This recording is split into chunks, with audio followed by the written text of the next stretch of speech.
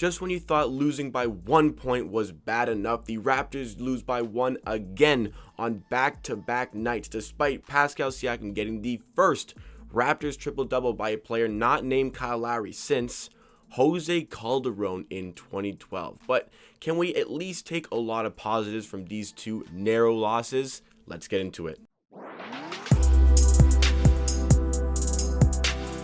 Welcome to the Raptors Roundup on Amateur Hour Sports. This is the segment on the channel where we take you through the Raptors game from the night before. We give you a brief overview of the game, we go through a synopsis of proceedings, and then we give you 3 takeaways to move on with for the future. But this is Amateur Hour Sports, the channel where you get NBA content with a focus on the Toronto Raptors at least 4 days a week. So if it is your first time here with me today and you like what you see, you want more of myself talking about the Toronto Raptors in this video podcast format, make sure you hit that subscribe button down below. Show your support, join the movement of the channel. Thank you so much for the 1,600 subscribers, pushing onwards to 2,000. Let's get into the overview of the game. So the Raptors play back-to-back nights, and we're coming off a 1-point loss, a bitter 1-point loss to the Golden State Warriors, where, a tough ref call and a rimmed-out Pascal Siakam buzzer beater just doesn't get it done. And in this game, more of the same. We lose by 1 again, but this time we controlled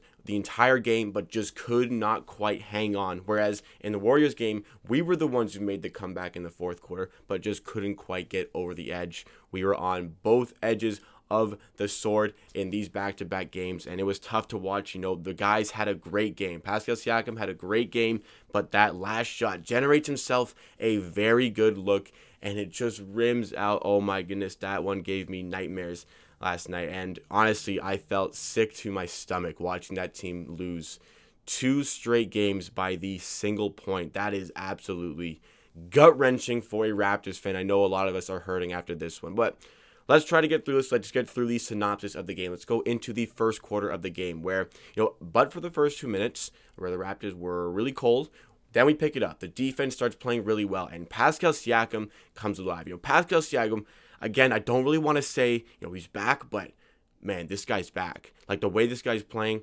that's like 4 or 5 games in a row now where Pascal Siakam has been back to his former self, getting to the rim, slashing. Every once in a while, he's out there shooting a 3, but mostly he's getting busy on the interior, and he's getting assists, and he's getting rebounds, and the assists are big. He averages, 3 assists a game? Now he's putting up near 10 assists in 2 of the last 3 games. Very exciting to see what's going on with Pascal Siakam. Then, despite Alex Len starting, Chris Boucher comes in. I wanted Chris Boucher to start, but he comes in, and Chris Boucher is being a huge contributor on his 28th birthday. Hitting threes, getting a ton of blocks, and just being a huge figure. I keep saying the Raptors are better when Chris Boucher is on the court. He needs to get even more play time than he got in that game. We finally had a game where our bench kept the flow rolling. Usually our bench kind of regresses us in the way we're playing, but not this time. The bench kept it going, and throughout the entire quarter, we kept Jusuf Nurkic, who eventually got injured in the quarter, Damian Lillard, and CJ McCollum at bay. Now, we kept them at bay for this point, but the Raptors were rolling in the first quarter. Siakam hit a pretty nasty buzzer beater, and he's got 12 points, 7 rebounds, and 5 assists after 1 quarter of play. Triple-double alert. Second quarter, I feel like we're using the momentum that we had in the fourth quarter where we made that almost comeback against the Golden State Warriors, and we've brought it to tonight. I said in the roundup from yesterday, I said maybe they can use what they had here, and because, we don't have a lot of time to think about it, we just keep rolling with that into the Portland game, and it seemed like that was happening. We generated momentum, and the Raptors were playing very well. This was some of the best basketball I've seen them, but for some sloppy turnovers, this was the best basketball I've seen the Toronto Raptors play all season on both ends of the court. We got even better from our great first quarter, and everybody's chipping in. Like, OG's hitting threes, Pascal Siakam's going crazy, Boucher's having a great game, Fred's doing some things here and there, Norman Powell's even getting in on the fun here. The Raptors are playing great basketball. It is entertaining. It seems like they are back to what they were last season. Just so nice to see, so uplifting to see them play like that. But I know at this point that we've been through this before. The Raptors have had good first halves. They've had good first quarters. Can they maintain that for a 48-minute period? I really held out my hope, but eventually we know what happened. There was one play that got me so amped up. OG Anunoby hit a 3. Then Portland come the other way. Boucher absolutely stuffs Cantor at the rim. Then in transition, Norman Powell hits a corner 3. That was the most hype point of the game for myself. I was like genuinely seeing Raptors of last season and just basking in the glory of watching that basketball. But I knew that closing the half was going to be huge against this Portland team who can score at will when Dame, CJ McCollum get hot, and we saw what could happen. Portland closed well. They go on an 18-8 run. We have 3 dumb fouls to close off the last minute of the half. Siakam gets 2 pretty soft fouls, but fouls nonetheless where he should have been smarter. Damian Lillard drawing in contact. Then on a missed free throw, Alex Len fouls a player. I forget who it was, but Alex Len doesn't box out, fouls a player. 2 more free throws because they're in the bonus. The Portland Trailblazers had 6 free throws in the last minute of the first half, thus making it a 5-point game. And I saw at that point, I'm like, that could come back to bite us, but it did. Third quarter gets off to a really bad start. The Portland Trailblazers go on an 8-0 run to kind of take control of the game, but then OG Anunoby goes on a 8-0 run by himself. Justin OG Anunoby 8-0 run. Then Pascal Siakam adds on 4 more to make it a 12-point run and give us back that advantage in the game. Stanley Johnson got a lot of minutes in this game and he was being a big influence. I think that once he starts cleaning up his touch at the rim, he's going to be a great influencer for the Raptors on the court, but still had a great game, was influencing play on defense, just being a dog on defense, hustling everywhere. He's earning his minutes, and he's going to continue getting those minutes if he plays like he did against the Trailblazers. Every time Portland come at us, we just keep going back at them, and we keep keeping that advantage. We keep having that 10-point lead, and if Portland kind of creep a little bit back, we just put it right back up to 10 points. This is like the way other teams play against the Raptors, where we can't quite get back in the game, but the Raptors, doing that for themselves, and it's very refreshing to see. I saw a really good tweet that was saying, like, Lowry and Fred VanVleet on defense are kind of like what CJ McCollum and Damian Lillard are on offense. Just a great duo who just get it done. And that was apparent up until the third quarter. And then in the fourth quarter, Damian Lillard and CJ McCollum kind of took over the game. So fourth quarter, it's closing time. The Raptors are up by 10 points here. And the offense keeps rolling. Terrence Davis hits like back-to-back corner threes to really keep that momentum flowing. And I'm feeling at that point like this is going to be a win for the Toronto Raptors. But Portland get a decent run and they are staying in this game. They are not letting go. And that's when the offense dries up. We start missing a lot of our shots.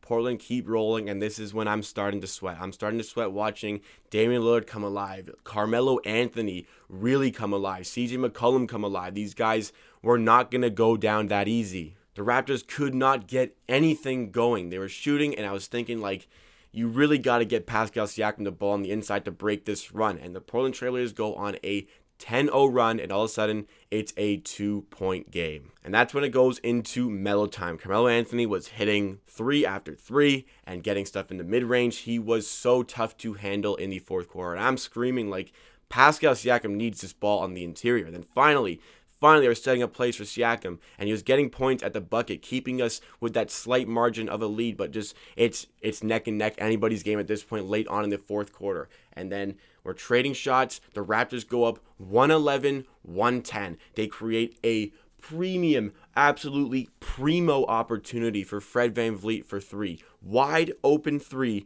to go up 3 as time is winding down.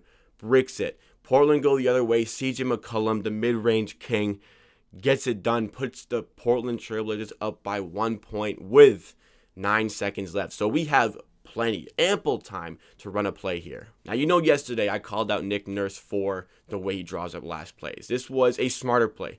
Give Pascal Siakam the ball in the low block. Tell him, get us a basket. That was the perfect play call. It is the exact play call that I wanted. We only needed a simple basket here. Siakam gets the ball in the post. Robert Covington, a elite defender, really guarding him. Siakam spins, gets his look with his right hand, goes for it, and it just rims out. And the flashbacks, the nightmares are just rolling through my head as I'm talking about this. A very, very makeable shot for Pascal Siakam, who got his triple-double in this fourth quarter. A very makeable shot, and it just does not go. Now, I'm not blaming Pascal Siakam for that loss at all. I'm not blaming him, for missing that. Pascal Siakam had a great game, and the Raptors had a great game, but losing by 1 point in back-to-back games, losing by 1 point at all, absolutely is going to sting. Now, I'm not going to slander Pascal Siakam at all for that, because Pascal Siakam is playing fantastic basketball right now, but I'm looking at that like that's a makeable shot, and that's what hurts even more here. But to be honest, that shot should have never happened. The Raptors should have never been in the position where they had to make the last shot. The Portland Trailblazers won that fourth quarter 36-25. The Raptors fell asleep for a period of time again, which let the other team take over the game, get back in the game. And it happens too consistently. The Raptors need to play the whole game, and they need to be on for the whole game, or else teams with talented players like Damian Lillard and CJ McCollum are going to hurt you like this. I genuinely can't even believe we lost this game. I can't even fathom or wrap my head around the fact that the Raptors did not win this game after the way they played, the great defense they played, the great offense they played. But still, something just wasn't there. Something just wasn't there. Maybe it was just the bucket getter, the clutch gene as time is winding down, but something is not there for the Raptors. They fall to 2-8. 2-8 on the season. Back-to-back games against Charlotte coming up. Look, if you want to get anything out of this season, that's got to be 2 wins, in my opinion. The Charlotte Hornets, I know they're, 6-5 at this point.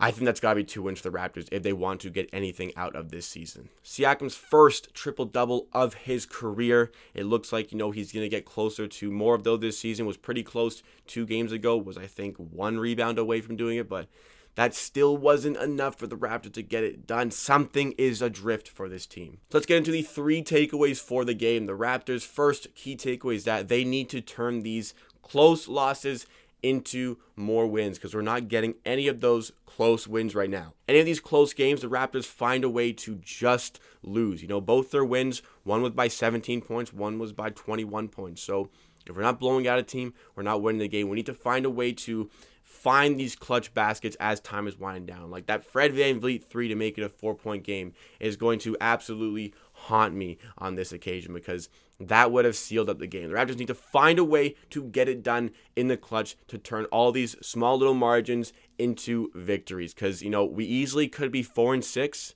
but we're 2-8. Second key takeaway. It is a takeaway that was used yesterday as well. The game is 48 minutes long, and if you shut down for even 6 minutes of that, which the Raptors did against the Trailblazers, they are going to hurt you, because these are NBA teams with talented players. If you let them get back in the game, they are going to take advantage of that situation. That is just what happened. We fall asleep on offense late in the fourth. Portland wake up on offense, take over the game, eventually get the 1-point win. The third key takeaway, and the most important takeaway, is that there are great signs coming out of this Raptors team right now. But moral victories only take you so far. Eventually, the moral victories are not enough. You got to turn into wins. I get the Raptors have struggled, and it's nice to see them. The last 2 games, it looks like they are back to what they were. Losing by 1 point, it stings in both, but the Raptors showed great signs in both their games on offense and on defense. And it looks like Pascal Siakam has found his feet in the NBA. I'm hoping that he can continue that trend. I don't see any reason why he wouldn't, but positive signs, yes, that is important. However, the moral victories, at some point, you need more than the moral victory. You need the actual victory that's going to go on your record. And hopefully, we can get that against one of the games, at least against the Charlotte Hornets. We're getting to the point 12 games into the season, where I want to analyze what the Raptors are this season. And I said that after those 2 games against the Hornets, we will know exactly what we are. We'll see what happens after that. What are your guys' thoughts and opinions on this game against the Portland Trailblazers? Was there more positive than negative? Do you think any of these players stood out? Any individual performance stand out to you? Let me know all of your thoughts and opinions in the comments down below as usual. But that wraps it up for me for today. Thank you so much for watching. If you're still here, please like the video if you like, and subscribe to Amateur Sports for more content just like this. Live streaming on this channel is on the horizon. I've been teasing it for quite a long time, but we're just kind of putting the pieces in place to make that happen. I'm hoping to get it started by the end of this week, but hopefully everything I need is here. Everything I need is a go to get it started. I hope you guys will join me for that new adventure on this channel. Thank you so much for supporting the channel. If you do, I'm very happy with the way the channel is going right now. At the end of the day, I believe what I say. If you disagree, that is okay. We'll see you again next time for another video.